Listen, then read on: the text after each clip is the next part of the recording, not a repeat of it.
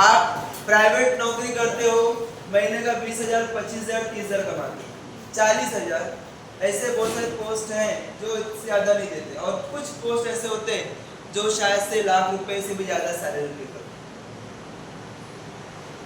आप बैंकिंग में एग्जाम देते हो, बैंक का फॉर्म भरते हो, वहां पे आपका सिलेक्शन होता है, तो वहां पे आपको सिर्फ 50,000, 60,000, 80,000 रुपए का सैलरी मिलता है, 1 लाख का पैकेज मिलता है, वो भी आप लाइफ सस्टेन करते हो। लेकिन जब भी बात आता है वर्दी का, वर्दी में अगर मैं बात करूं SSC CGL, SSC GD, SSC CPU और स्टेट पीसीएस और आखिर में यूपीएससी, इसमें ऐसे बहुत सारे पोस्ट हैं जहां पे आपको वर्दी मिलती है। जब आप घर पे हो, आप भले 1.5 लाख रुपए 2 लाख रुपए कमा रहे हो, आप जिस बिल्डिंग में रहते हो, जिस घर में रहते हो, वहां के आसपास ही आपको नहीं पहचानते, भाई तू कौन सा काम करता है, पहचानते हैं। आप चुपचाप घर पे आ रहे हो, घर से जा रहे हो, ट्रेन में जा रहे हो, आपका कार है, आसपास में किसी कुछ लेना देना नहीं। लेकिन जब आप वर्दी पहन के घर से बाहर निकलते हो तो 10 लोग आपको देखते हैं, बोलते हैं भाई ये पोस्ट, ये इतना बड़ा ऑफिसर है, ये पुलिस ऑफिसर है, ये सब इंस्पेक्टर है, ये जीडी में इसका पोस्ट है, या ये सीपीओ में ये काम करता है, या इतने बड़े इंस्पेक्टर है ये, या डिप्टी कलेक्टर है ये। मतलब वर्दी आपको आपकी पहचान दिलाती है। और दूसरी बात, एक ऐसा सिचुएशन आए जहां पे आप कलेक्टर बन गए हो, आपने आईएएस का एग्जाम पास कर दिया है, आप रैंक होल्डर में आए हो, और आप खुशी खुशी घर पे जा रहे हो, और आपका पोस्टिंग हो गया है, लोग आपको रिसीव करने के लिए आ रहे हैं, आपको जो गाड़ी मिले उसमें अगर आपके पेरेंट्स बैठे हो, साथ में पुलिस हो, और आगे आसपास में सब पुलिस का झुंड जाता हो, तो उस केस में जो प्राउड फील होगा वो प्राउड यूपीएससी से आता है। समझ में आ रहा है? पूरा डिस्ट्रिक्ट का ओनर, पूरा लॉ एंड ऑर्डर संभालने वाला डीएम, जिसे आईएएस बोलते हैं, वो आईएएस अगर आप बन जाओ तो आपके पेरेंट्स को कितना प्राउड होगा। कभी रियलाइज किया है? नहीं किया है। आपने आईएएस का सपना ही छोड़ दिया देखना।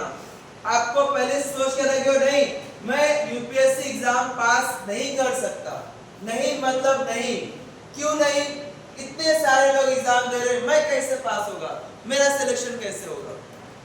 हर एक की सोच ये है।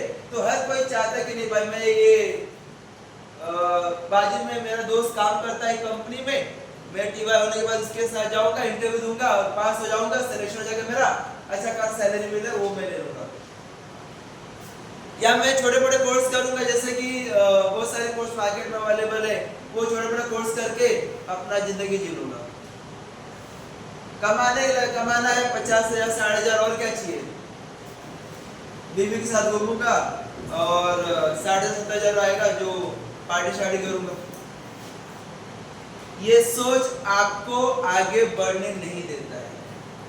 अगर आपने सुना होगा एक एग्जाम में, यूपीएससी में सबसे ज्यादा सिलेक्शन कौन से स्टेट से होता है, तो आपको तुरंत मालूम पड़ेगा यूपी बिहार से, है कि नहीं। महाराष्ट्र का रोल बहुत कम हो जाता है यूपीएससी के लेवल में, महाराष्ट्र से बहुत कम सिलेक्शन होता है यूपीएससी के लिए। क्यों? यहाँ पे इतनी सारी कंपनीज है, इतनी सारी इंडस्ट्रीज है, लोग वहां पे जाके अपना लाइफ सस्टेन करना चाहते हैं। लेकिन यूपी बिहार एक ऐसा स्टेट है जहां पे पेरेंट्स 10वीं 12वीं के बाद ही दिमाग में फिट कर देते, नहीं आपको बनना है तो कलेक्टर बनना है। यूपी बिहार में ऐसे बहुत सारे गांव है जहां पे हर एक गली में आपको एक गवर्नमेंट जॉब का ऑफिसर देखने को मिलेगा, फिर वो चाहे आईएएस हो या आईपीएस हो या सब इंस्पेक्टर हो या कोई भी वर्दी वाला पर्सन। मैं जब दिल्ली में था, रूम रेंट पे था, बाजू में मैं रहता था, और मेरे बाजू में एक पर्सन था, उसका एसएससी में एसएससी सीजीएल क्रैक हुआ। उसने वो एग्जाम छोड़ दिया, उसने तैयारी किया था यूपीएससी का, और 3 साल की मेहनत के बाद उसका सिलेक्शन हुआ, 85 रैंक आया, 85 रैंक आया और उसको आईएएस का पोस्ट मिला। मैंने बोला भाई तेरे को पहले ही तेरे को पता था इस ऐसे सीजन में तेरे को इंस्पेक्टर का पोस्ट मिला है, वो जॉब क्यों छोड़ा? बोला कि नहीं, मुझे मेरे घर वाले बोलते क्या जिंदगी जॉब करेगा, बनना है तो कुछ बड़ा बन, तो उसने इसके लिए ठोकर मार दिया। लेकिन आजकल के माहौल में अगर आप देखो छोटा सा गवर्नमेंट जॉब मिलता है ना, उसी को पकड़ के रखते हैं। नहीं, कई गवर्नमेंट जॉब वापस अपने को नहीं मिला, लेकिन उसके अंदर डेयरिंग था, नहीं उसको कॉन्फिडेंस भी था कि नहीं अगर मुझे बनना है तो आईएएस बनना और मैं बन के रहूंगा। तो उसने सीजीएल का भी एग्जाम क्लियर था, छोड़ दिया यूपीएससी के रूप में। देखना यूपीएससी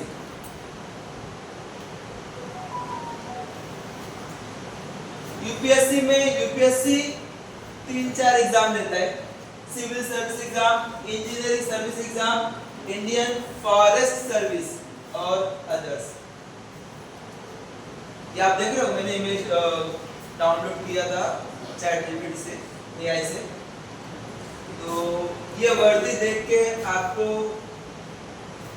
अलग फील होता रहेगा भाई, अगर आप लोग ये वर्दी पहन के खड़े रहोगे तो आपको रियलाइज होगा नहीं, मैं देश के लिए एक ऐसा वर्दी है जो आप पहनने के बाद अपने आप आपके अंदर कॉन्फिडेंट आता है। फिर वो डीएम, डिस्ट्रिक्ट मजिस्ट्रेट, जिसे हम कलेक्टर बोलते हैं, जिसे इंडियन आईएएस बोलते हैं, IPS Indian police service, IFS Indian foreign service. ध्यान देना, एक आईएफएस होता है इंडियन फॉरेस्ट सर्विस, और जो यूपीएससी एक और होता है Indian forest service. IRS, IRTS, ये कुछ पोस्ट है जो यूपीएससी के तहत होता है, जैसे कि IAS, IFS Indian foreign service, IPS, फिर आगे Indian postal service, Indian revenue service, direct indirect tax में इंडियन रेलवे मैनेजमेंट सर्विस, और 20+ ग्रुप ए और बी का जो यूपीएससी के थ्रू मिलता है। एलिजिबल एजुकेशन उसका लिए क्या है, ग्रेजुएशन मस्ट है।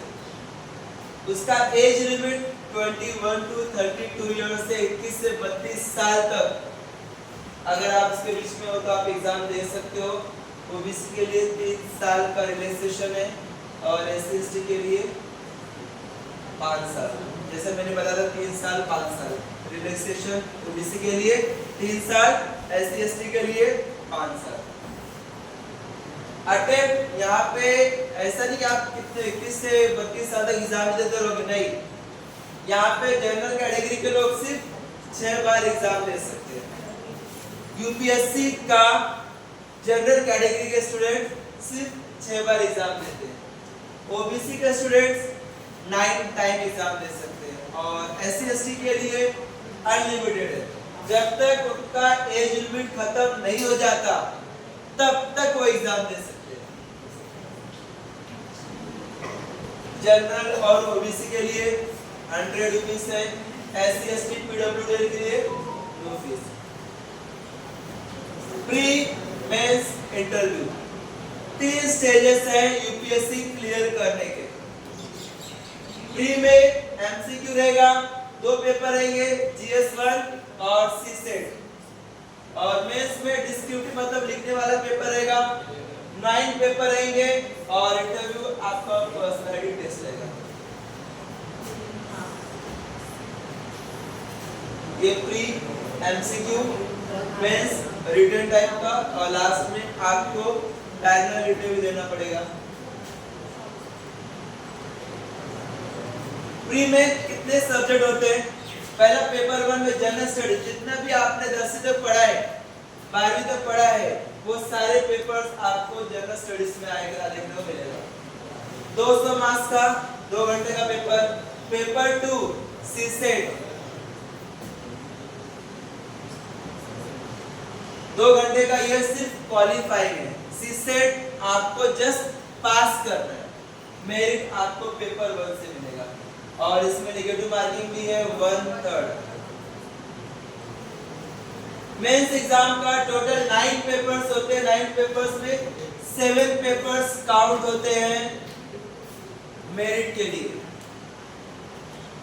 2 पेपर 1 लैंग्वेज है, कोई भी आप लैंग्वेज चॉइस कर सकते हो, उसका एग्जाम दे सकते हो। पेपर भी इंग्लिश। ये दोनों सब्जेक्ट क्वालिफाइंग है, जस्ट आपको पास होना है।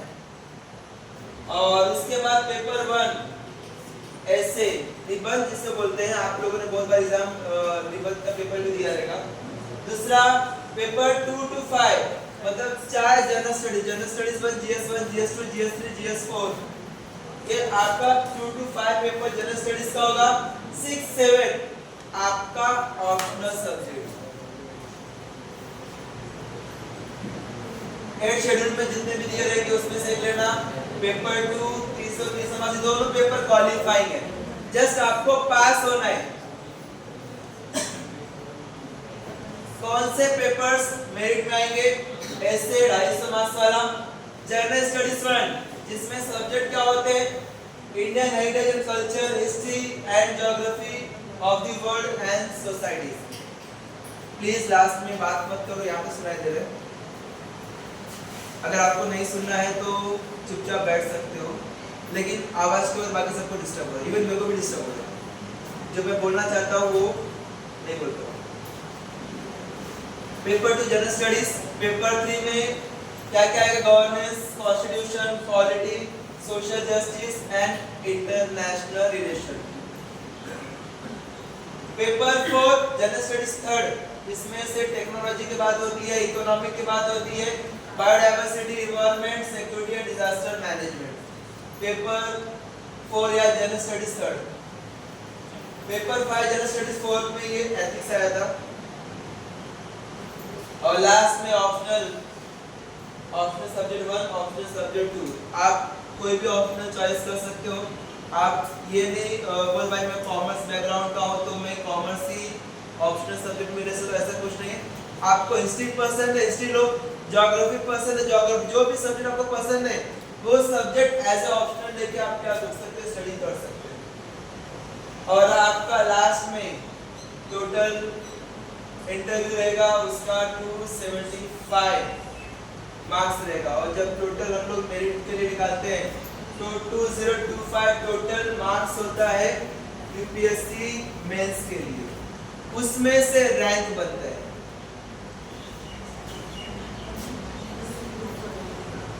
सब्जेक्ट कौन कौन से पढ़ने हैं? पॉलिटिक्स पढ़ना है, history, geography, economics, science and technology, environment and ecology, ethics और करंट अफेयर्स।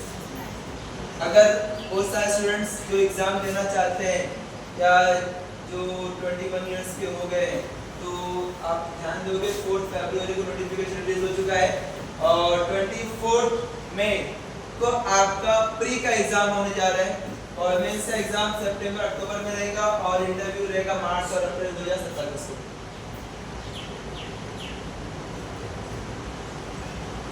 ये कुछ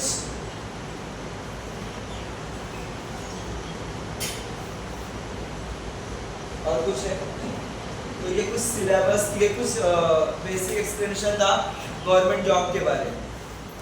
तो एक बार देख लेना, हर बार प्राइवेट के चक्कर में प्राइवेट ही हो जाते हो आप।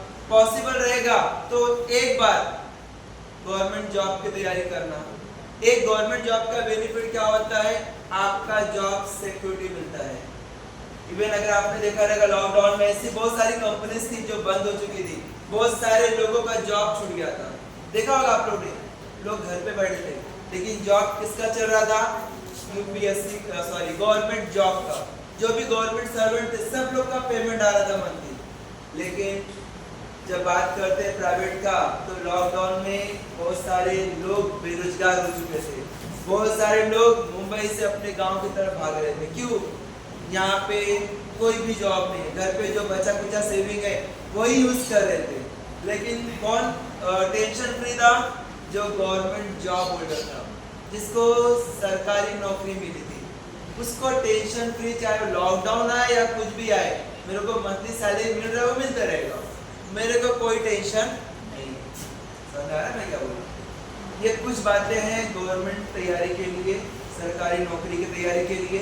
अगर आप इंटरेस्टेड रहोगे तो उस केस में आप मुझसे लिंक कर सकते हो, बात कर सकते हो, मैं आपको आइडिया दूंगा। बस मैंने यहाँ पे बेसिक इन्फॉर्मेशन दिया है हर एक गवर्नमेंट जॉब के लिए।